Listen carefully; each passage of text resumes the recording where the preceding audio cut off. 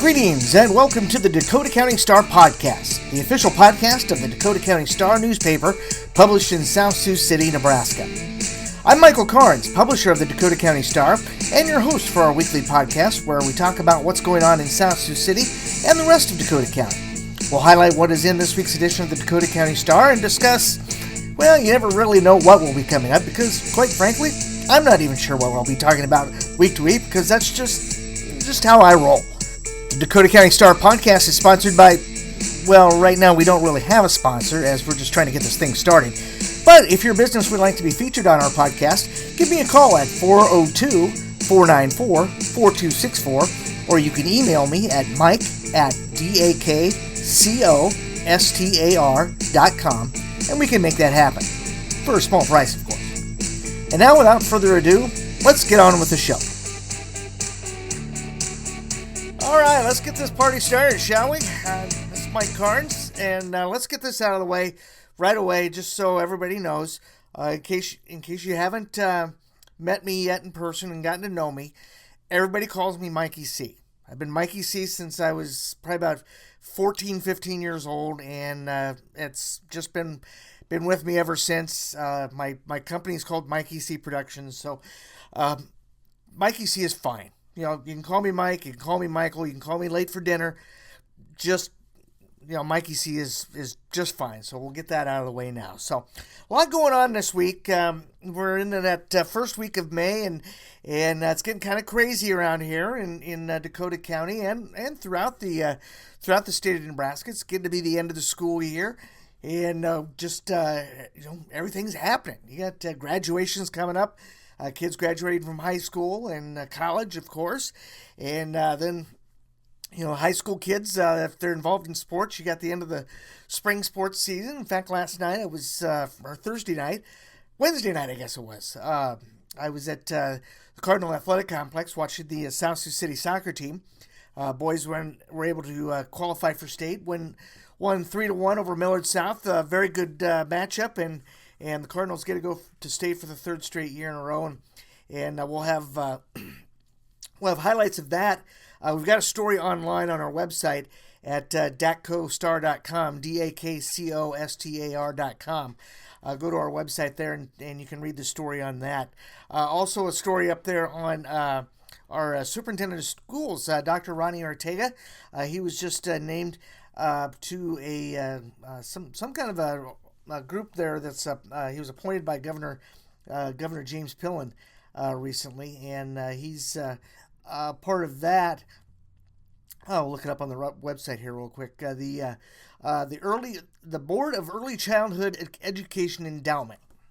So I guess that it's supposed to help out our state's youngest learners, especially those who are at risk, and I can kind of relate to that group a little bit. I have a granddaughter who is autistic, so very important to me as well. So congratulations to Dr. Ortega on that.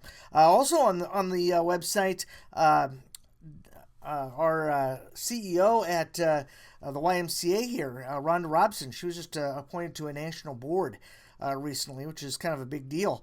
She's one of 8 YMCA CEOs out of more than 1,200 nationwide who are on this 30-member board.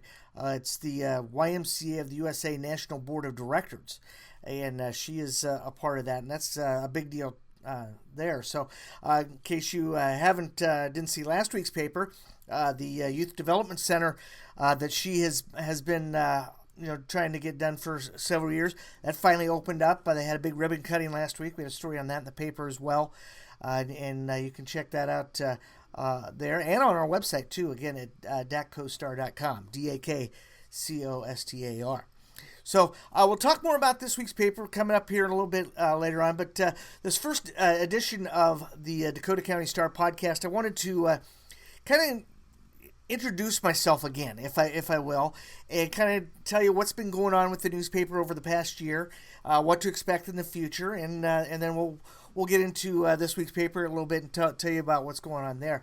As far as who I'm a lifer in the newspaper business. I got my start when I was in high school back in Milford, Nebraska, which is just south and west of Lincoln, about 20 miles.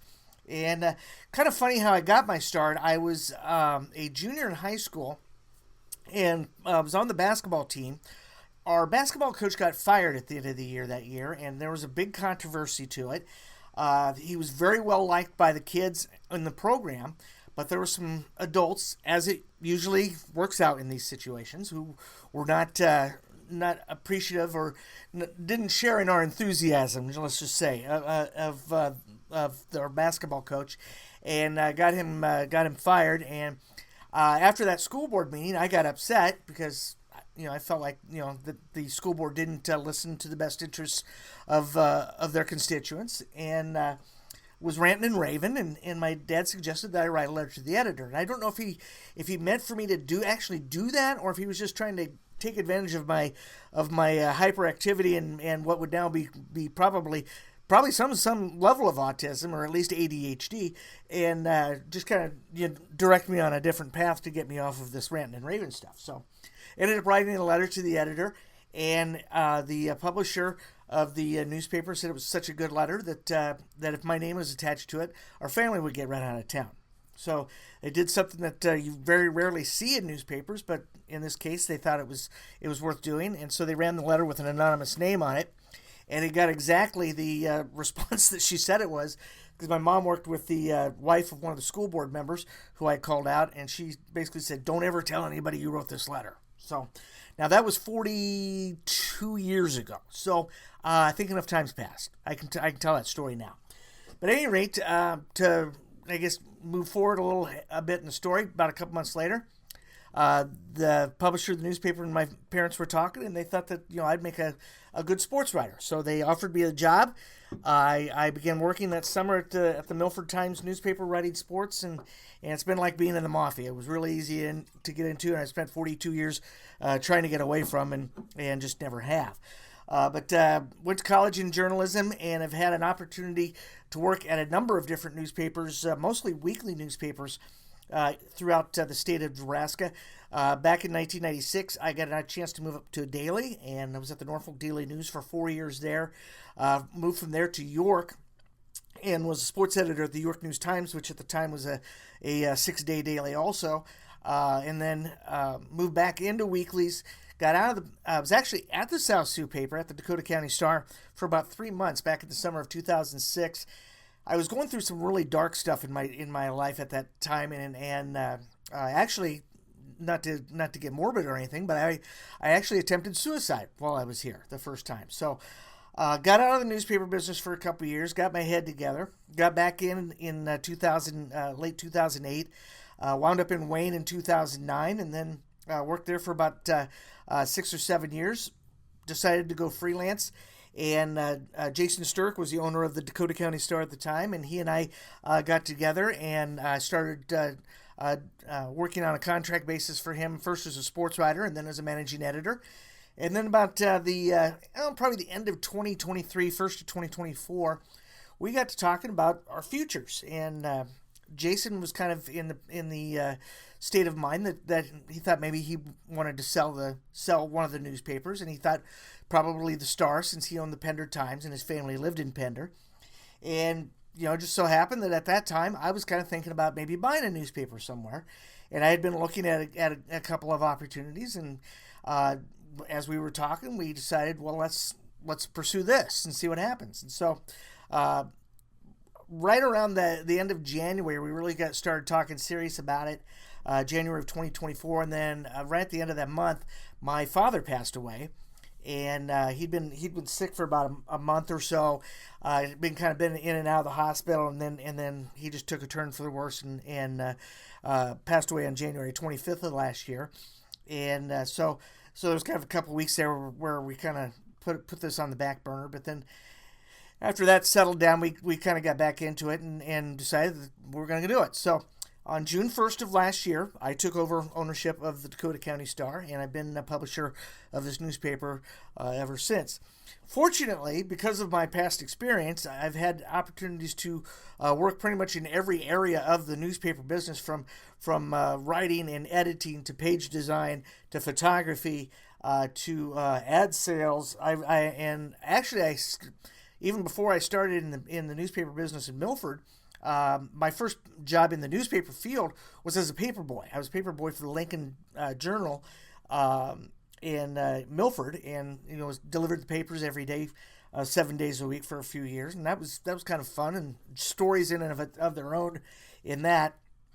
And then I got out of it, and then kind of went on from there. But those experiences that I've had over the last 4 decades really kind of has helped me somehow manage to juggle all the chaos that goes on here at the Dakota County Star. Now, I am blessed beyond measure. I can't begin to tell you how blessed I am to have Lori Moore up at the front desk taking care of things for me up there. She handles the subscriptions, handles the legal stuff, helps out with the billing and things like that. God bless her. If she hadn't come with the paper, I don't know what I'd be doing right now. I've have so very little mind to work with to begin with, and I think I would have lost that if I didn't have her. So thankfully, she came along with the paper, and it's been great having her on board. But we are right now just a 2-man operation, or 2-person operation, I guess, with Lori and myself, and we're trying to get ourselves in a position here to where we can start adding some bodies to the staff. What I'm hoping to have about another 2 or 3 people on board within the next year or so. We're going to get a intern from Wayne State College coming in. She actually starts next week, and will be doing some stuff here for us. She'll be kind of working in kind of a hybrid situation where she'll be here a couple days and working from home the rest of the time. So we'll kind of see how that goes, and hopefully by the time next fall goes around, by the time next school year goes around, we'll have some people in place, and maybe I can pass a couple of those hats along somewhere else and put my focus on some of the other things. Really, my goal here is to make this the best weekly newspaper in Nebraska. How do we make that happen? What's the how do you call yourselves the best newspaper in Nebraska? Well, the Nebraska Press Association, great organization that has championed the newspaper industry here in Nebraska for more than 150 years, they have a weekly or a yearly contest where every weekly newspaper puts together their best stuff, their best stories, their best photos, their best pages, their best ads, and then they have a big contest, and another newspaper association, I think this year it was North Carolina, will judge all those entries, and then it's depending on how big your circulation is as to which class you're in. There's 5 classifications. There's 4 weeklies and the daily classification, and then everybody gets first, second, and third place awards, and then they give you a certain amount of points for each award, and then whoever has the most points is considered the best newspaper in Nebraska. That is my ultimate goal, is to win that award. I want to do that at least once. I'd like to do it for like 10 years in a row or something like that, just to make the rest of the state envious over what we're doing here at the Dakota County Star. But got to take little steps at a time. We're very happy to announce, in case you didn't see it in last week's paper, that we did get 5 awards at this year's press convention. I've got a couple of first place awards. I had an editorial on child sexual assault that received first place award, and we also did a feature story in the 2023 state wrestling tournament. We had 3 wrestlers win state championships, and I did a big feature story on that, and that got a first place award. And then we got a couple of seconds and a third place for some sports stuff that we did as well. So, good starting point, and hopefully we can get more bodies in here and get people in here who are committed to putting the best product out and going out and giving their best and doing their best for this paper and for the community of South Sioux. I think the thing that I want to try to get across, and maybe people don't understand, is that I'm just a publisher. This isn't this is my job. I'm technically speaking the owner of the newspaper, but this is Dakota County's newspaper. This is the only newspaper in Dakota County, and I want people to understand that this is your newspaper. This is, I'm just the guy that writes, signs the checks and makes the decisions on how things are put together every week. But ultimately, this is the paper of the people. This is the paper of the people of Dakota County.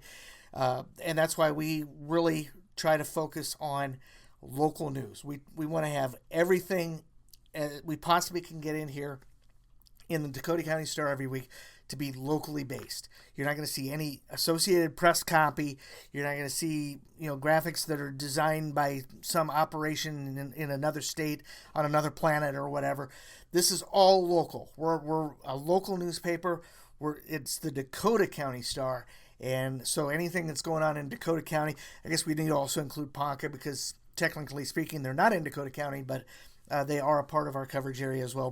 But that's our focus. So this is your newspaper. If you want to see something in the paper, get a hold of me. My email address is mike@dakcostar.com.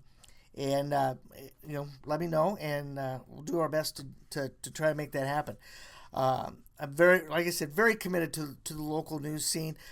There isn't a newspaper around that covers Dakota County the way it needs to be covered. And that's, of course, there's no other newspaper in Dakota County, so it's up, it's basically up to us. So anything you got going on in Dakota County, get a hold of me. You can also reach us by phone here at 402-494-4264. We have people here Monday through Thursday. We're pretty much off on Friday because Lori is limited in her number of hours she can put out every week. And Friday is usually a day where I have events going on for the weekend, or I'm taking a day off because I've got stuff going on the weekend. So we're really not in the office on Friday. Although if you see my car out front, I'm here, but I'm not here. You know what I'm saying? Yeah. Well, I mean, you can knock on the door or whatever. That's fine. But I'm technically on Friday just trying to get some paperwork done and other stuff. So looking at my notes here, I guess we've covered what to expect. So let's get to this week's paper. The Dakota County Star coming out. It comes out it gets on the streets every Wednesday afternoon. We laid out on Tuesday night, printed Wednesday morning. We printed at the Wayne Herald in Wayne, Nebraska. We're actually the only newspaper in Northeast Nebraska that is printed in Nebraska, outside of the Wayne Herald itself, of course, and the Norfolk Daily News, which is a privately owned news publication, or family-owned publication, I should say, that works out of Norfolk. We're really the only three newspapers in Nebraska that are printed in Nebraska. Everything else is printed at. There's a printer up in Iowa, and they cover a lot of ground there. So we're pretty much it. So and I want to thank the people at the Wayne Herald because they do a great job every week trying to get us the best looking newspaper we can get. We try to put color on. We have color on the front page, of course, and as advertising opportunities present themselves, we add color in the second the other three pages of the front section. And then if things get really crazy, we've been known to go color in two sections too. So it's kind of fun how we do that. But in this week's paper, the lead story is a kind of a print exclusive on the school bond issue that's South Sioux City Community Schools residents are voting on. It's a mail-in situation, and they're not having an actual, a traditional election where you go someplace and you cast your ballot. They have sent the ballots out. They sent those out a couple of weeks ago. You have until this Tuesday to get them in, and if you haven't got them in the mail by now, you probably better run them over to the county courthouse and get them in there, because the way the mail works, you never know. If you mail it Saturday, you don't know if it's going to get there or not, and anything that is not at the county courthouse at 5 p.m. on Tuesday is not included in the totals. So I did talk to Dr. Ortega, Dr. Ronnie Ortega the other night. He said that he has heard from the county and that the county has received over 1,000 ballots already, which is great news. That means that there's been a lot of interest and a lot of turnout in the election. We'll see how the vote goes Tuesday. They'll probably announce that. I'm guessing it'll probably be early evening on Tuesday. They'll have the final total, and we'll announce that on our website as soon as we get word. We'll announce it on DCStar.com. And then, of course, it'll also be in next week's paper. But the bond issue, in case you're not aware, it's $127 million. And that's a big number, a big ask, of course. But what they're doing, they're trying to basically do what should have been done 25 years ago. 25 years ago was the last bond issue that was passed. And in the 25 years since then, really no significant upkeep has been done on the major upkeep has been done on the buildings. And some of these buildings are quite frankly outliving their usefulness. Covington Elementary, for example, is 101 years old. The average age of a school building in the United States is less than 50, and it's more than twice that age.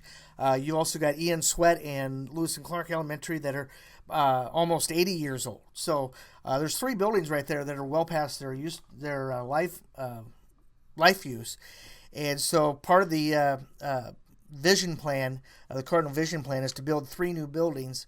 One would be on property near the E.N. Sweat building, the current E.N. Sweat building. That would be the preschool building. And then there is property in the name of the play area is Ho Chunk has a space, a 21-acre plot of land that's just south of Freedom Park.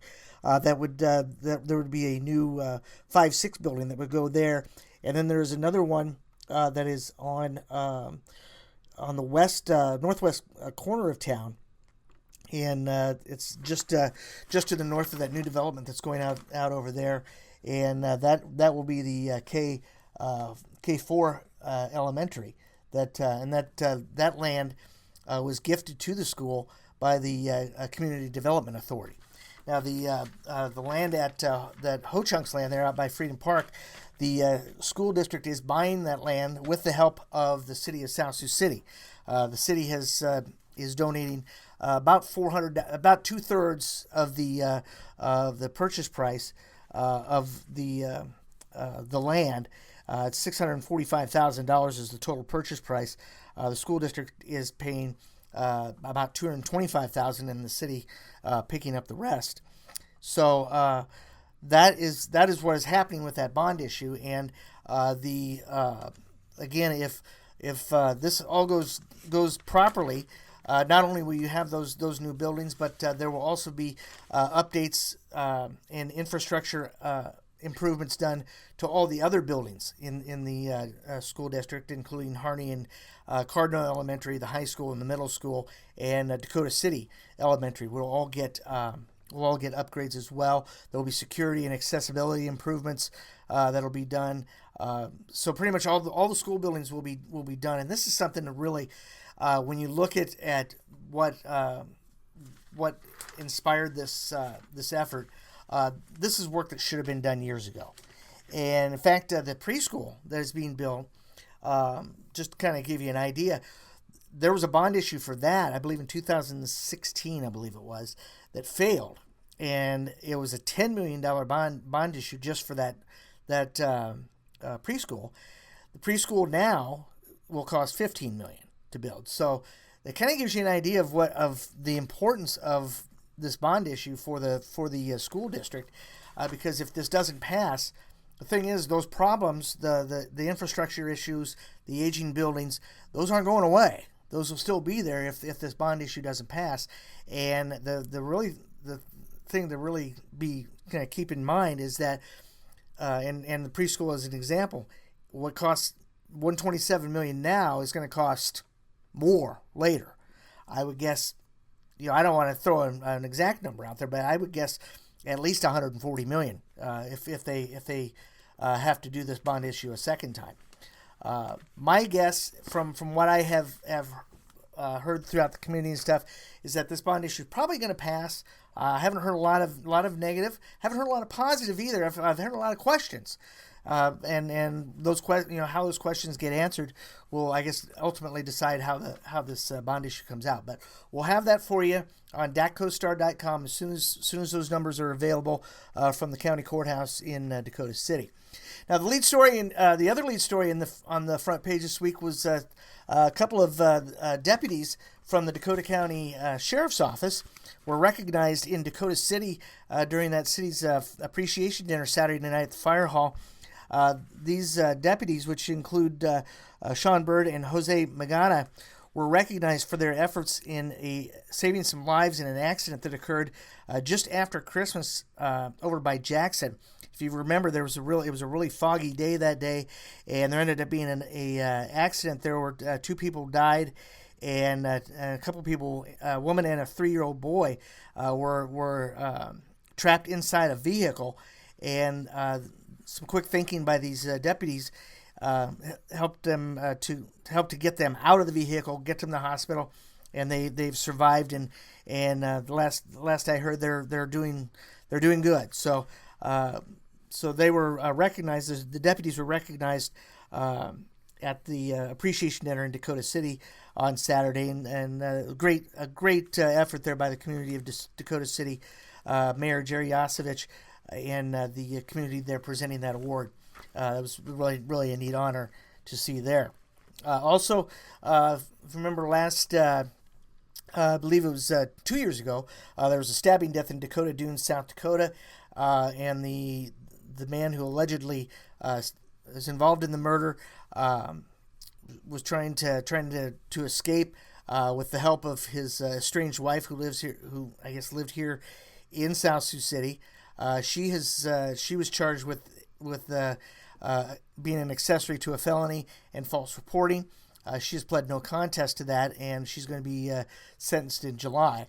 Also, at the Public Works meeting Monday night, there was a presentation made for a digital billboard that will actually be installed in the city yard there that sits along the freeway there by just to the south and west of Lewis and Clark Elementary. There was a presentation made on that. It's going to be about a 13 by 26 foot billboard that will be erected there. It will be a digital billboard on one side with a static billboard on the other, but the way it will be erected, it will be erected with a system that will allow for a second billboard to be on that other side when they decide that they've made enough money to pay for everything. That they'll add that second side at a later date. Other stuff going on, lots of stuff going on at the South Sioux Library. We got a column with Dan Neiman from the City Library there, and also Cicely Douglas has a kind of a funny column about Mother's Day and tying the City Library into that as well. We also have pictures from the South Sioux City High School senior prom that happened the weekend before last. And then, of course, your favorite columnist wrote a little something about Mother's Day as well. My mom is going to be 80 years old next March if she makes it that far. She's kind of like all of us. She's kind of day to day, but she's going to be honored this weekend with Mother's Day. We're going to have a little get together with her on Sunday and do that. Also, the New Stage Players, going back to the basement, Church Basement Ladies, that actually will be presented on stage Friday, Saturday, and Sunday of this week and next week. So there's a story there on how you can get tickets and where that's at. And then sports-wise, the 8-man the 8-man movement, or I guess a move to 8-man for the Ponca football team appears to be in the works. I have a column about that. We had a lot of stuff going on last week sports-wise. The South Sioux boys soccer team advanced to the district final with a win on Monday night, and then, of course, back that up Wednesday with another win to advance to state. Girls tennis got a shutout. Some area athletes performed well on the track in a number of meets that went on. We had the Lewis and Clark track meet in Winnebago, and Homer teams did very well there. The girls won it. The boys got second by just 2 points. Tri-County Northeast girls did very well and got second in that one as well. And so a lot going on in this week's Dakota County Star. and you can pick up copies of the paper in a variety of locations. We got them here in South Sioux at Wilma's Hardware, also at Hy-Vee, at Dakota Perk, and at Crystal Cafe. You can also get them in Dakota City at Dakota City Food and Fuel, just south there of Tyson. And then in Homer, we also have them available at Good Roots Coffee Shop and at J&J Pronto, and in Emerson at the Post 60 Grocery Store and at Pony Express. Well, you know what? We'll have it won't be all me all the time. Okay, we'll just get that out of the way. This first one is kind of all about, it was all me this time. Not all about me, but you heard my voice, and I'm sure you've had enough. I know I have. So next week we'll have somebody in to talk about something going on in Dakota County. We'll have that for you here on the Dakota County Star Podcast, and check it out every week. And if you like it, tell a friend. If you don't like it, tell an enemy. And we will see you with another edition of the Dakota County Star Podcast right here next week here on DCStar.com. Till then, Mikey C, check it out. We'll see you later.